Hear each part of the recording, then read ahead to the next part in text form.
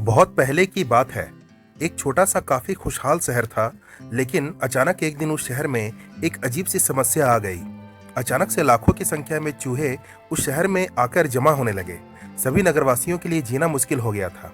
नगर का सारा भोजन उन चूहों के अधिकार में आ गया। उस नगर की रानी बहुत ही दुष्ट स्वभाव की थी।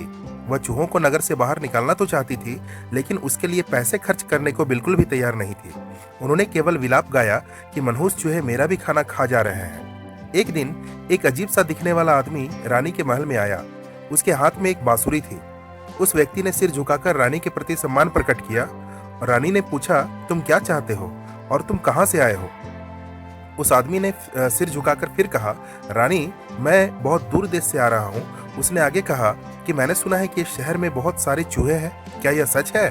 रानी ने गंभीर मुख करके कहा, हाँ। उस बांसुरी वाले ने कहा कि मैं सभी चूहों को शहर से बाहर भगा सकता हूँ। रानी यह सुनकर बोली कि क्या तुम सच बोल रहे हो? अगर ऐसा है तो जल्दी से सभी चूहों को इस शहर से बाहर भगा दो। बांसुरी वाले ने पूछा, रानी, आप मुझे क्या इनाम देंगे? रानी ने कहा कि यदि तुम सभी चूहों को भगा सकते हो तो मैं तुम्हें सोने से भरा एक थैला दूंगी। बांसुरी वाले ने पूछा, क्या आप सच कह रही हैं?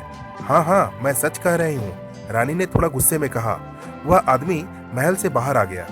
वह सड़क पर खड़ा हो गया और बांसुरी बजाने लगा। वह आदमी अजीब स्वर में बांसुरी बजा रहा था। उसके जादू से चूहे समूह बनाकर बाहर सड़कों पर निकलने लगे। सारी सड़कें चूहों से भर गई। लोगों के पास चलने के लिए जगह नहीं बची थी। वह आदमी बांसुरी बजाता हुआ आगे बढ़ा। सारे चूहे भी उसके पीछे हो लिए। शहर के बाहर एक छोटी सी नदी थी। वह आदमी बांसुरी बजाता हुआ नदी के किनारे आया।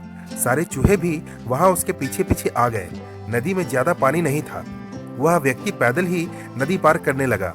सारे के सारे चूहे जो समूह बनाकर उसका पीछा कर रहे थे, वो सब भी समूह के समूह नदी के पानी में धीरे धीरे डूबते गए।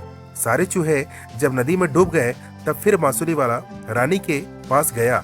वह अपना इनाम पाना चाहता था, लेकिन वहां जाने के बाद हैरान हो गया। रानी ने इनाम देने से इनकार कर दिया। दरअसल वह बहुत कंजूस थी।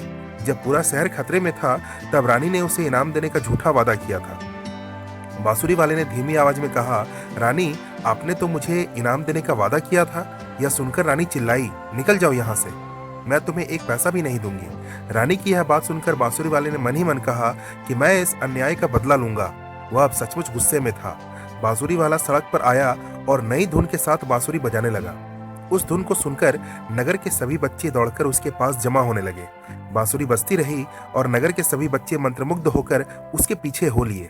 इस बार नदी की ओर नहीं, बांसुरी वाला इस बार अब पहाड़ी की ओर बढ़ने लगा। पहाड़ के एक स्थान पर एक बड़ी गुफा थी। वह विचित्र आदमी बांसुरी बजाता हुआ गुफा में दाखिल हुआ। सभी बच्चे भी अंदर आ गए। बांसुरी वाला लगातार बांसुरी बजा रहा था। गुफा के अंदर पहुंचकर वह रुका और तुरंत बाहर निकला। फिर उसने गुफा का मुंह एक बड़े पत्थर से बंद कर दिया। शहर के सभी बच्चे गुफा में फंस गए थे। इस गुफा के बारे में उस विचित्र बांसुरी वाले के अलावा और कोई नहीं जानता था। जैसे जैसे दिन बीतते गए, शहर अचानक से सभी बच्चों के गायब हो जाने के कारण उदास और बेजान हो गया। यहाँ तक कि बगीचे के फूल भी मुरझाने लगे। सड़कें, स्कूल, बगीचे सब शांत हो गए थे। कहीं भी बच्चों की हंसी की आवाज नहीं सुनाई दे रही थी। एक दिन नगर के सभी बच्चों के माता पिता रानी के पास आकर जमा हो गए। उन्होंने कहा, रानी, आपके कारण ही हमें यह दुख देखने को मिल रहे हैं। रानी ने इतने सारे लोगों की भीड़ देखकर थोड़ा घबराते हुए कहा कि मैंने क्या किया? भीड़ में से लोगों ने आगे कहा कि आपकी वजह से हमारे बच्चे खो गए। हम उनके बिना नहीं रह सकते। आप उस बांसुरी वाले को बुलाइए और उसे वह इनाम दीजिए जिसका वह हकदार है। यह तो सच ही है कि उसी आदमी ने हमें चूहों की परेशानी से बचाया था। यह सुनकर रानी ने उस बांसुरी वाले की तलाश के लिए सैनिकों को अलग अलग दिशाओं में भेजा। कुछ ही समय में सैनिकों ने उस बांसुरी वाले को खोज लिया। रानी के सैनिक उसे महल में ले आए। रानी ने कहा, सुनो बांसुरी वाले, मैं तुम्हें अपने वादे के अनुसार एक थैली मुहर देती हूँ। तुम शहर के सभी बच्चों को वापस ले आओ। रानी ने इस बार सचमुच सौदा पक्का कर दिया। बांसुरी वाला वह मुहर की थैली लेकर पहाड़ पर चला गया।